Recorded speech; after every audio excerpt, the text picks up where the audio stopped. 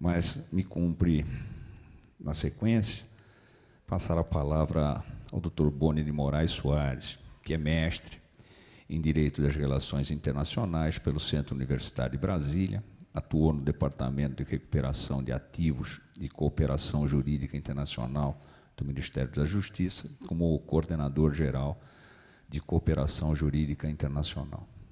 Demais, é advogado da União e diretor do Departamento Internacional da Advocacia Geral da União e possui diversas produções bibliográficas. A palavra é de Vossa Excelência. Muito obrigado, ministro Moura Ribeiro. Obrigado a todos pela presença. Obrigado, em primeiro lugar, também ao Conselho da Justiça Federal pelo convite para estar aqui com vocês. E eu agradeço na pessoa da doutora Mônica Cifuentes, que me dá a alegria de estar aqui acompanhando esse painel. Também cumprimento os demais colegas aqui, integrantes desse moderno formato de debate, muito interessante, e agradeço, claro, a presença de todos aqui. Bom, falar dos trabalhos que estão sendo desenvolvidos para o aprimoramento da ação judicial de subtração internacional de crianças é algo palpitante, como disse o ministro Moura Ribeiro, porque a todo tempo nós estamos lá na condução desse processo, dialogando, desafiando os problemas que nós vivenciamos na prática, tentando encontrar as melhores soluções para o que deve vir a ser um novo marco normativo de condução da ação judicial de subtração internacional de crianças.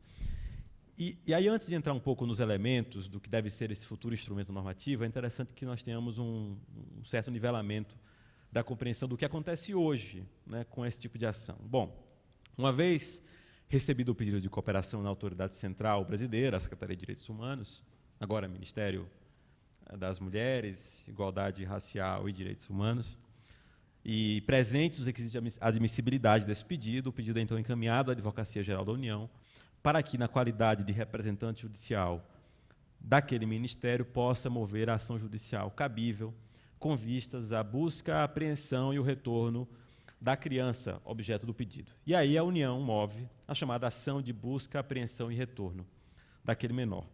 Essa ação, nesses 10 anos, aí, mais de execução da Convenção da Área de Subtração no Brasil, ela tramita em rito ordinário, segue todas as instâncias possíveis do judiciário brasileiro, se submete aos procedimentos ordinários de instrução probatória, de contraditório, e se coloca como um instrumento que, em alguma medida, não se compatibiliza com alguns dos princípios gerais trazidos na Convenção. A ideia de celeridade na tramitação dessa ação e na condução do processo, na conclusão do processo, muitas vezes fica prejudicada em razão desse rito ordinário a que se submete a ação de subtração internacional de menores. Então, para sumarizar, talvez, todos esses problemas que a gente enfrenta na condução da ação, eu diria que o principal deles é a demora. A demora na conclusão do processo. Isso não se deve a falhas, propriamente, no sistema judiciário brasileiro, mas, sobretudo, à construção normativa legal que nós temos no Brasil, que permite a todas as partes, inclusive a União, lançar mão de recursos, de embargos de declaração, de agravos de vários tipos, que fazem com que os casos cheguem ao final depois de muito tempo, né? E eu, na atual capacidade de diretor do Departamento Internacional da AGU, junto com meus colegas, a doutora Nereida, que está aqui também comigo, nos vemos em situações muito difíceis quando conduzimos essas ações. Em diversas oportunidades, eu já vim despachar aqui com ministros do STJ, né, e tenho aqui a alegria de ver dois deles, pelo menos, o ministro Cueva e o ministro Cuquina, e já me vi em situações muito complicadas, que é aquela em que você tem que pedir ao judiciário que, depois de 8 anos, por exemplo, isso não é raro, determine a devolução de uma criança ao seu país de origem, mesmo após todo esse período aqui no Brasil, né? E eu brinco com os colegas quando eles dizem: Boni, temos que ir ao STJ. Vamos falar com o ministro relator do processo, está tudo perfeito, a União ganhou na primeira instância, ganhou na segunda instância, a requerida, geralmente a mãe, né, lançou mão de um recurso especial, as contrarrazões são fáceis, porque o direito está todo do nosso lado, então o caso está fácil. quando eu vou ao STJ, eu me deparo com um sentimento de preocupação dos ministros. Doutor Boni, como que nós vamos agora, depois de 8 anos, determinar o retorno de uma criança para outro país? Se brincar, ela nem fala mais o idioma de origem, né? E, por mais que o direito, que a convenção, que as leis domésticas estejam em favor da devolução da criança, essa é uma realidade que a gente precisa ter em conta. Essa dificuldade de determinar o retorno é uma dificuldade razoável, que, repito, ouço de alguns ministros aqui no STJ, e certamente é a sensação de muitos juízes federais, desembargadores, que se deparam com esses casos. Então, é fundamental que nós entreguemos ao operador do direito, ao magistrado, uma lei, um instrumento normativo que permita um julgamento rápido, a conclusão rápida dessas ações. Isso é fundamental e esse eu acho que é o espírito maior que move os membros da Comissão Permanente de Subtração Internacional de Crianças ao elaborar esse anteprojeto de lei sobre o tema. Bom, a solução, então, passa por, em primeiro lugar, fortalecer o trabalho das varas especializadas. Essa experiência que o Dr. Jorge mencionou tem sido realmente favorável à boa condução dos processos. Hoje nós já temos a implementação da medida nas 4 regiões, na primeira, na segunda, na terceira e na quarta, falta ainda na 5ª região, e a gente tem tentado levar a mensagem de importância dessa concentração de competência também àquela região, esperamos que isso venha a acontecer em breve. Passa pela adoção de um rito processual que fuja do rito ordinário, que estabeleça prazos mais curtos, um rito especial de condução da ação. E, na nossa opinião, também passa pela supressão de instâncias na condução do processo judicial. E por que, Boni, seria necessário adotar essa medida tão radical, né, que é suprimir uma instância do Poder Judiciário ao julgar o caso? O sentimento internacional, quando se construiu a Convenção da Haia, era de que, depois de 6 semanas, o caso é problemático. Se um caso demora mais de 6 semanas, ele é problemático. E, convenhamos, ele é. Se você tem uma criança que passa 1 ano, 2, para que depois seja devolvida ao estado de origem, você tem uma preocupação, como disse, já manifestada por magistrados brasileiros, que é razoável. Como se comportará aquela criança ao voltar para o estado de origem? É preciso construir um modelo que não permita que um processo dessa natureza se arraste por 3, 4, 5, 6 anos. Isso é o ideal. É um desafio enorme. Como é possível fazer isso? Na nossa concepção, adotando-se 2 estruturas principais. Um rito especial, que fuja do rito ordinário do Código de Processo Civil, e eu já me refiro ao novo Código de Processo Civil, e a supressão da 2ª instância de julgamento. Para nós, e essa ideia que vai ser submetida, claro, com mais vagar à comissão e depois às audiências públicas, inclusive, o ideal é que nós tenhamos a condução da ação na primeira instância e a submissão de recurso diretamente ao Superior Tribunal de Justiça por meio de um recurso ordinário. Isso talvez nos leve à necessidade de ampliar as hipóteses de recurso ordinário do STJ, para além daquelas hoje previstas no artigo 105, inciso 3º, a linha C. Lá, inclusive, na linha C, nós já temos uma hipótese muito parecida com essa do que estamos a tratar aqui. Cabe lembrar que o STJ já é competente para julgar o único recurso diretamente da primeira instância, quando está em jogo um conflito que, de um lado, tem um Estado estrangeiro ou organização internacional e, de outro, um município ou pessoa residente no Brasil. E, se nós pararmos para analisar, a hipótese que estamos aqui a tratar não é muito distinta dessa. Temos, nessa ação, a União, mas sim pleiteando o direito próprio e direito também do Estado estrangeiro, e, do outro lado da ação, uma pessoa residente no Brasil. Então, repito, para nós, essa hipótese que estamos a tratar aqui é muito próxima daquela que já está sob competência do STJ para apreciação em recurso ordinário. Talvez seja necessária uma emenda constitucional para viabilizar essa ampliação de competência. Há quem advogue a ideia de que, por detrás da hipótese do 105, 3º, a linha C, já se tem a previsão de recurso ordinário capaz de acomodar esse recurso sobre o qual estamos a tratar. Mas o fato é que, para nós, é importante estabelecer um processo com esse radicalismo processual, digamos assim. Ainda assim, nós teremos que lidar com processos que durarão 1 ano e meio, 2 anos. Se nós falarmos em apenas 2 instâncias, a primeira e o STJ, os processos durarão esse tempo. Nos parece ser o máximo possível, se queremos adotar um modelo próximo daquele que a comunidade internacional espera do nosso país e que nós esperamos dos demais Estados-partes da Convenção da Haia. Porque a mesma preocupação que nós temos em rapidamente julgar essas ações, no Brasil nós também temos, e o Dr. Jorge, na qualidade de autoridade central, manifesta isso no seu trabalho, a preocupação de fazer com que as crianças ilicitamente subtraídas do Brasil retornem rapidamente ao nosso país, como aconteceu no exemplo do Uruguai, que ele acabou de mencionar. Bom, então, avançando um pouco para os elementos desse rito especial que o projeto deve vir a ter. A ideia de que nós temos em conta o rito ordinário do novo Código de Processo Civil, que, se Deus quiser, entrará em vigor em março do próximo ano, e, a partir daí, nós teremos na lei dispositivos que excepcionam o novo Código de Processo Civil, que trazem regras especiais ao rito ordinário do novo CPC. Bom, e aí, para pincelar com vocês aqui alguns desses elementos, fica claro no anteprojeto, por exemplo, uma dificuldade prática enfrentada em números desses casos, que é a conjugação de jurisdições, especialmente a jurisdição estadual e federal. Não raro, a mãe que traz a criança para o Brasil ajuiza imediatamente uma ação na Justiça Estadual pedindo que seja declarado o direito de guarda sobre aquele menor.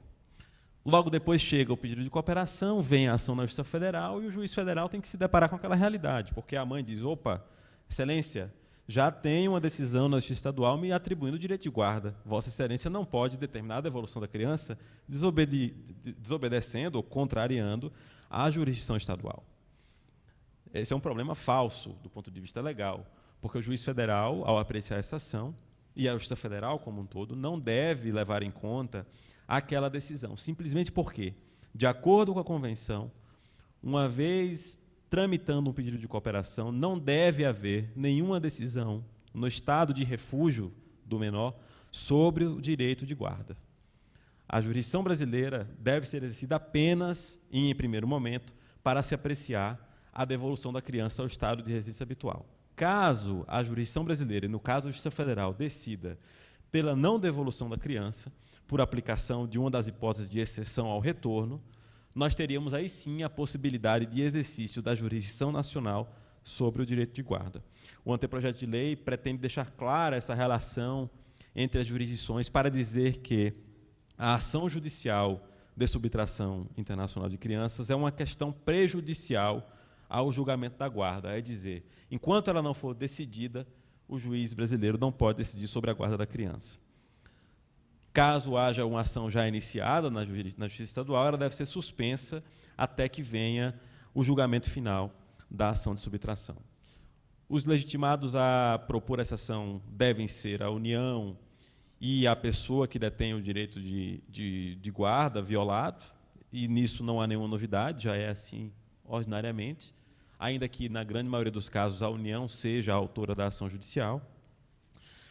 No procedimento em si, vocês devem ter em conta que, no novo CPC, o primeiro ato do procedimento que o magistrado deverá tomar é a designação de audiência de conciliação, o que deve fazer em até 30 dias, devendo o réu ser citado previamente com, no mínimo, 20 dias de antecedência.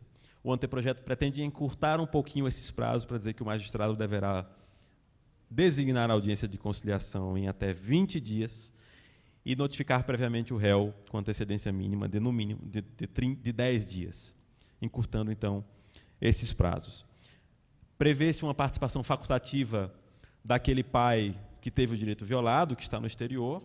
O anteprojeto pretende estimular isso, convidando aquele pai a participar, inclusive por meio de videoconferência, da audiência de conciliação. Haverá um procedimento de oitiva especial da criança, se ela tiver condições de manifestar com propriedade a sua opinião sobre o caso. A Convenção já prevê isso, quando diz que o juiz pode decidir pelo não retorno da criança, caso ela manifeste a objeção pelo retorno e tenha maturidade suficiente para manifestar aquela posição.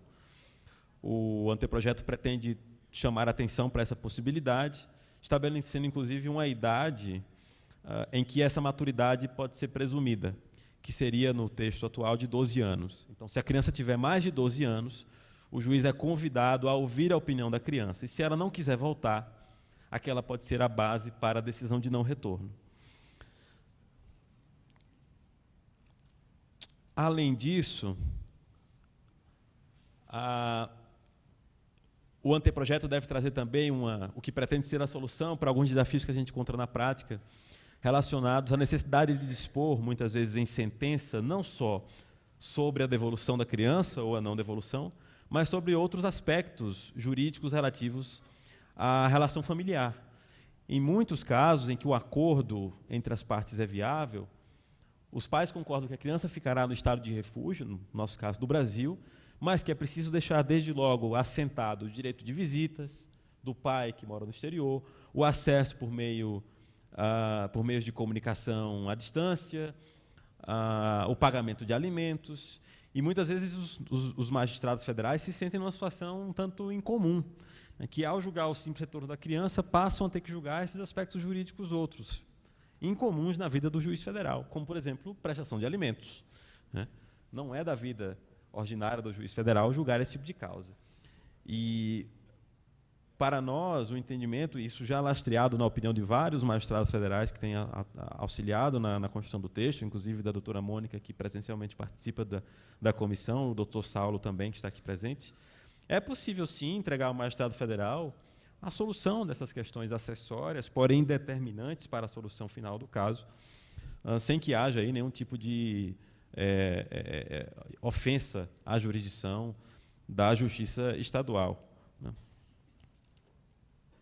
Bom, ainda quanto ao procedimento, e nessa tentativa de encurtar prazos, o réu será chamado a apresentar contestação na audiência de conciliação.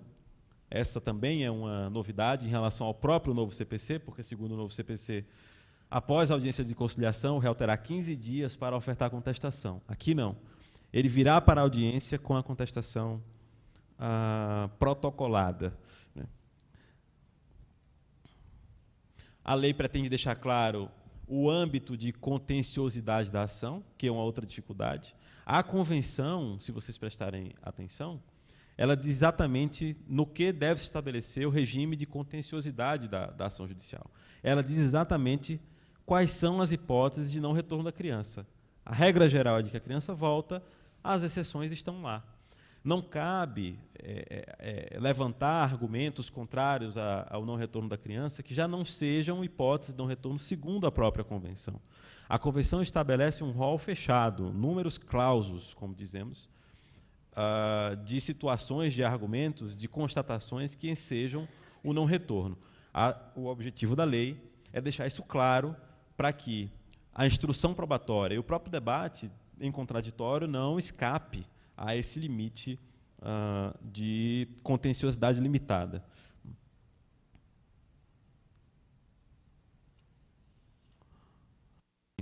Segue-se, então, com a possibilidade de designação de perícia, e isso também pretende solucionar problemas concretos que nós enfrentamos na ação judicial. E por quê? Que tipo de problema, vocês podem me perguntar? A perícia não é algo comum no processo? É verdade? No processo judicial, a perícia é algo comum. Aqui não deveria ser, senhores, porque aqui a perícia de adaptação da criança ao estado de refúgio, ao Brasil, só deve acontecer se entre o pedido de cooperação, se entre a subtração da criança, a chegada dela ao Brasil, e o pedido de cooperação protocolado junto à Autoridade Central Brasileira tiver decorrido mais de um ano. Suponhamos que um pai leniente espera 5 anos para pedir o retorno do seu filho ao Brasil. Esse pai leniente terá que se submeter a uma avaliação de adaptação da criança ao Brasil. Está correto isso, a Convenção prevê isso. Mas suponhamos que esse mesmo outro pai, em Londres, por exemplo, logo depois da subtração da criança, toma as medidas necessárias para trazer o pedido de cooperação ao Brasil. E com 1 mês depois, esse pedido está aqui. Com 8 meses depois, a ação judicial está posta a conhecimento da Justiça Federal. Caberia... E vejam, essa ação começa, depois de 8 meses, ela toma 1 ano na primeira instância, toma mais 3 anos no Tribunal Regional Federal competente, toma mais 1 ano e meio no STJ. Cabe debate sobre a adaptação da criança ao Brasil? Não cabe. Não cabe. A demora do processo judicial nacional não pode ser imputada àquele pai que teve o seu direito de guarda violado. Esse é um problema, isso dificulta a vida de todos os atores do processo, inclusive dos magistrados, mas isso não pode ser razão de negativa do retorno da criança. E, apesar disso, em diversos processos judiciais, magistrados federais lançam mão da perícia de adaptação da criança, inclusive para justificar o não retorno. O objetivo da lei pretende ser deixar claro quando cabe essa perícia de adaptação, quando não cabe. E, repito, em linhas gerais, ela cabe quando se decorre mais de 1 ano entre a subtração e o pedido de cooperação, e não cabe quando esse interstício é menor do que 1 ano. Bem, acho que são essas as linhas gerais da proposta. Ela, como o doutor Jorge já colocou, é uma proposta inicial, ministro. Ela vai ser ainda concluída no âmbito da própria comissão. Ela depois será colocada à apreciação da sociedade civil, certamente de membros da magistratura, em larga escala, dos tribunais, outros operadores do direito, para que nós tenhamos um texto que reflita de maneira compatível os mandamentos da Convenção e a forma como o direito brasileiro deve lidar com essa ação judicial. Esse é o nosso objetivo, para que, em última análise, nós tenhamos processos mais ágeis, processos mais rápidos, e quando eu possa voltar aqui, daqui a um tempo, daqui a 2 anos, depois da lei aprovada, para despachar com o senhor, com outro ministro da STJ, eu tenha uma ação aí que decorreu no máximo 1 ano e meio, 1 ano, até chegar a essa instância. Que dirá menos, né, Jorge? Talvez 6 meses, 4 meses. E aí não teremos nós já, ou melhor, os senhores ministros da STJ, essa dificuldade de lidar com a decisão de retorno da criança depois de muito tempo da chegada dela ao Brasil. É esse o nosso objetivo e é com esse espírito que nós estamos trabalhando. Muito obrigado.